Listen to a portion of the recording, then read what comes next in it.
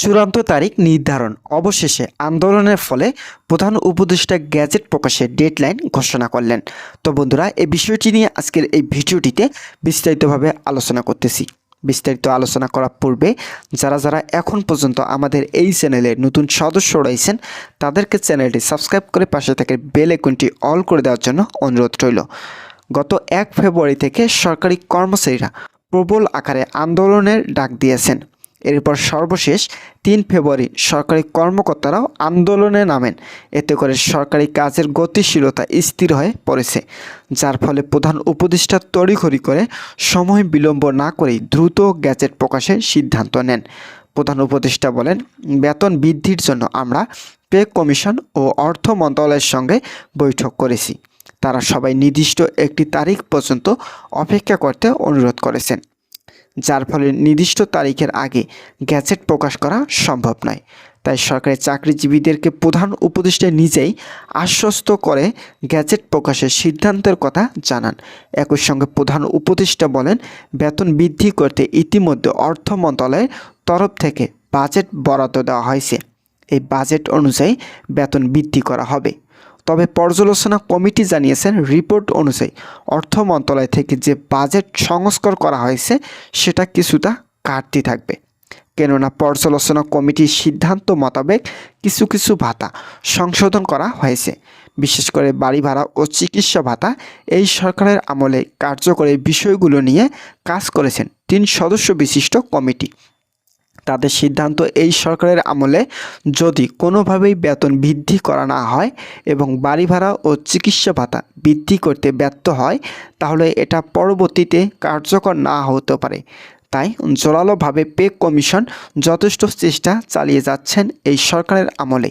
এই 2টি ভাতা আংশিক বেতন কাঠামোর সঙ্গে গ্যাজেট উল্লেখ করা হবে।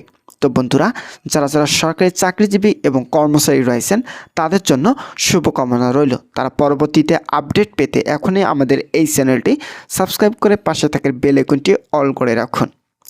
সংশ্লিষ্ট কর্তৃপক্ষের একাধিক সূত্র নিশ্চিত করেছেন, আগামী 6 ফেব্রুয়ারি সন্ধ্যার দিকে গ্যাজেট প্রকাশ করা হবে। কিন্তু প্রধান উপদেষ্টা এই বিষয়টির ইতিবাচক তথ্য আজ জনসম্মুখে উপস্থাপন করেন। তার ভাষ্য মতে, সরকারি চাকরিজীবীরা যদি বেতন বৃদ্ধির জন্য আন্দোলন করে যাচ্ছেন তবে আগামী 6 ফেব্রুয়ারির আগে গ্যাজেট প্রকাশ করা সম্ভব নয়। যেহেতু 6 ফেব্রুয়ারি পর্যন্ত সময়সীমা নির্ধারণ করা হয়েছে, তাই সরকারি চাকরিজীবীদেরকে প্রধান উপদেষ্টা নিজেই নির্দেশ দিয়েছেন কোনো ধরনের অপ্রীতিকর পরিবেশ ও আন্দোলন থেকে দূরে থাকতে। কেননা আগামী 12 তারিখে দেশের জাতীয় নির্বাচন অনুষ্ঠিত হতে যাচ্ছে। এই নির্বাচনের আগে সরকারি চাকরিজীবীদের বেতন বৃদ্ধি করার নতুন রূপরেখা তৈরি করা হতে পারে বলে শতভাগ নিশ্চয়তা পাওয়া যাচ্ছে। পে কমিশন ও 3 সদস্য বিশিষ্ট পর্যালোচনা কমিটি আজ প্রধান উপদেষ্টার কার্যালয়ে একটি বৈঠক করেন। এই বৈঠকে প্রধান উপদেষ্টা বলেন, আমাদের যতটুকু সাধ্য রয়েছে আমরা এর মাঝেই কাজ করে যাব। আমরা কোনোভাবেই সরকারি চাকরিজীবীদের আর্থিক অবস্থানকে ভঙ্গুর করব না।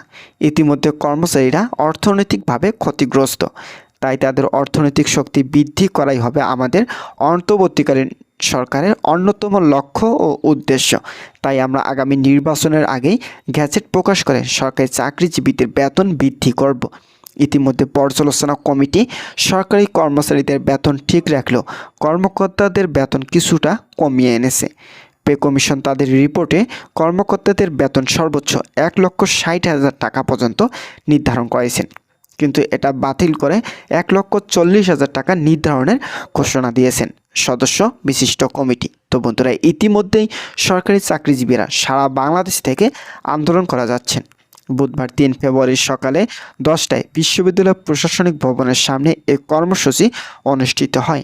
কর্মসূচির অংশ হিসেবে সকাল 10:30টায় একটি বিক্ষোভ র্যালি বের করে তারা র্যালিটি প্রশাসনিক ভবন থেকে শুরু করে বিশ্ববিদ্যালয়ের প্রধান ফটকের সামনে দিয়ে গোল চত্বরে প্রদক্ষিণ করে পুনরায় প্রশাসনিক ভবনের সামনে এসে শেষ হয়। তো বন্ধুরা, ভিডিওটি এই মুহূর্ত পর্যন্ত এসেও এখন পর্যন্ত যারা যারা আমাদের এই চ্যানেলে নতুন সদস্য রয়েছেন তাদেরকে চ্যানেলটি সাবস্ক্রাইব করে পাশে থাকা বেল আইকনটি অল করে দেওয়ার জন্য অনুরোধ রইল। অবস্থান কর্মসূচি শেষে কর্মচারী ফেডারেশনের নেতৃবৃন্দর বক্তব্য রাখেন। তারা বলেন, বর্তমানে কর্মচারীরা যে বেতন পাচ্ছেন তা দিয়ে পরিবার পরিজন নিয়ে জীবনযাপন করা অত্যন্ত কষ্টকর হয়ে পড়েছে। 10 থেকে 20,000 টাকার মধ্যে সীমাবদ্ধ বেতনের বর্তমান বাজার দরে সংসার চালানো প্রায় অসম্ভব। তারা বেতন কাঠামোয় চরম বৈষম্যর অভিযোগ তুলে বলেন, যেখানে প্রথম গ্রেডের বেতন 1,60,000 টাকা নির্ধারিত, সেখানে 20তম গ্রেডের একজন কর্মচারীর বেতন মাত্র 20,000 টাকা। তারা আরও বলেন, দীর্ঘদিন ধরে কর্মচারীরা নবম পে স্কেল বাস্তবায়নের আশায় অপেক্ষা করেছেন। এই পে স্কেল কার্যকর হলে কর্মচারীরা কিছুটা হলেও স্বস্তিতে জীবনযাপন করতে পারতেন। তবে অন্তর্বর্তী সরকার নানা টালবাহানার মাধ্যমে এতদিন কর্মচারীদের আশ্বাস দিয়ে এলেও এখন পে স্কেল কার্যকরে অনীহা প্রকাশ করছে বলে অভিযোগ করেন তারা। এর প্রতিবাদে সারা দেশে কর্মচারীদের সঙ্গে একত্রতা প্রকাশ করে কুমিল্লা বিশ্ববিদ্যালয়ে কর্মচারীরা কর্মবিরতি পালন করেছেন বলেও জানা গেছে। নেতৃত্ববৃন্দরা তারা হুঁশিয়ারি দিয়ে বলেন, আগামী 6 তারিখের মধ্যে নবম পে স্কেল সংক্রান্ত গ্যাজেট প্রকাশ করা না হলে বাংলাদেশের সকল কর্মচারীদের সঙ্গে একযোগে প্রধান উপদেষ্টা বাসভবন যমুনার উদ্দেশ্যে পদযাত্রা করা হবে। কর্মচারীর নেতারা দ্রুত নবম পে স্কেল বাস্তবায়নের মাধ্যমে কর্মচারীদের ন্যায্য অধিকার নিশ্চিত করার জন্য সংশ্লিষ্ট কর্তৃপক্ষের প্রতি জোর দাবি জানান। তো বন্ধুরা, আজকের এই ভিডিওটি এই পর্যন্তই ছিল। আশা করছি আজকের ভিডিওটি থেকে অনেক উপকৃত পেয়েছেন।